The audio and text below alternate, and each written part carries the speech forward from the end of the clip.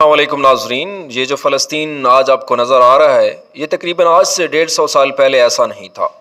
یہ کہانی شروع ہوتی ہے 19ویں صدی کے آخر میں۔ 1878 میں سلطنت عثمانیہ کے اعداد و شمار کے مطابق فلسطین میں مسلمانوں کی آبادی 87%، عیسائیوں کی 9%، جبکہ یہودیوں کی 4% تھی۔ اور 20ویں صدی کے شروع میں خلافت عثمانیہ چونکہ کمزور پڑ گئی اور جنگ عظیم اول کے بعد فلسطین پر برطانیہ نے قبضہ کر لیا۔ نومبر 1917 میں فورن سیکرٹری آرتھر بیلفور نے برطانوی یہودی رہنما لارڈ روتھ چائلڈ کو خط لکھا، جس میں انہوں نے یہودیوں کے لیے ایک علیحدہ ریاست کے قیام کی بات کی۔ اور ناظرین، یہیں سے صہیونی تحریک وجود میں آئی۔ اس تحریک کا مقصد تھا یہودیوں کے لیے ایک علیحدہ ریاست بنائی جائے، اور اس مقصد کو پورا کرنے کے لیے انہوں نے فلسطین کو چنا۔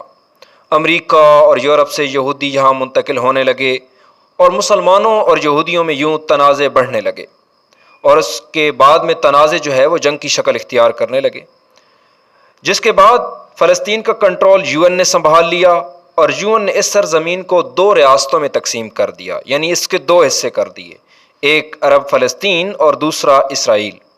اور یوں یہ ناجائز اور ناپاک پہلی یہودی ریاست 14 مئی 1948 کو وجود میں آئی۔ ناظرین، آپ نے دیکھا کیسے ایک سازش کے تحت ایک ناجائز ریاست کو قیام میں لایا گیا، کیسے جو ہے وہ ایک ایسی ریاست جس کی آبادی اس خطے کے اندر صرف 4% تھی، اس کو آباد کیا گیا، اور فلسطینیوں پر ظلم کے پہاڑ توڑے گئے۔ اور یہ ظلم پچھلے 75 سال سے فلسطینیوں پر کیے جا رہے ہیں۔ انسانیت کے علمبردار خاموش تماشائی بنے ہوئی ہیں۔ 57 اسلامی ملک بھی صرف پرزور مذمت کے لبادے میں بے حسی کی چادر اوڑے ہوئی ہیں، جبکہ رسول اللہ صلی اللہ علیہ وسلم کا فرمان ہے کہ کافر ایک ملت ہے، یعنی کہ مسلمانوں کے خلاف کافر اکٹھے ہو جاتے ہیں، تو مسلمانوں کو بھی کافروں کے خلاف اکٹھا ہو جانا چاہیے۔ اور رسول اللہ صلی اللہ علیہ وسلم نے فرمایا کہ مسلمان ایک جسم کی مانند ہیں، جیسے جسم کے ایک حصے میں تکلیف ہو تو پورا جسم بے چین ہو جاتا ہے۔ اس لیے اگر فلسطین میں مسلمانوں کو مارا جا رہا ہے، مسلمانوں پر ظلم کیا جا رہا ہے، تو ان 2 ارب مسلمانوں کی یہ ذمہ داری بنتی ہے کہ وہ فلسطین میں پسنے والے مسلمانوں کی مدد کو پہنچیں، اور اس حوالے سے وہ اقدامات کریں۔